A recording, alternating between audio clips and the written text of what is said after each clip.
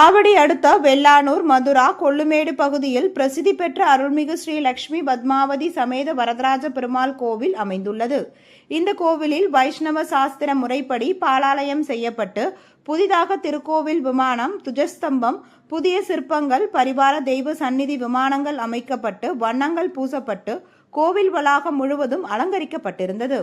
இந்த நிலையில் இன்று காலை வைஷ்ணவ சாஸ்திர முறைப்படி வைஷ்ணவ பட்டாச்சாரியார்கள், வேத விற்பன்னர்கள் மந்திரங்கள் முழங்க ஆதிஏவி ஆனந்தன் சுவாமிகள் தலைமையில் ஸ்ரீ லட்சுமி பத்மாவதி சமேத வரதராஜ பெருமாள் கோவில் மூலவர் விமானம், உற்சவ மூர்த்திகள், பரிவார மூர்த்திகள், கொடிக்கம்பம் ஆகியவற்றிற்கு புனித நீர் ஊற்றி கும்பாபிஷேகம் செய்யப்பட்டது. இதையடுத்து திருக்கல்யாண வைபவம் நடைபெற்றது. இந்த கும்பாபிஷேக நிகழ்ச்சியில் ஆவடி சுற்றுவட்டார பகுதியில் சேர்ந்த ஏராளமான பொதுமக்கள் கலந்து கொண்டு தரிசனம் செய்தனர். பக்தர்களுக்கு அன்னதானம் வழங்கப்பட்டது.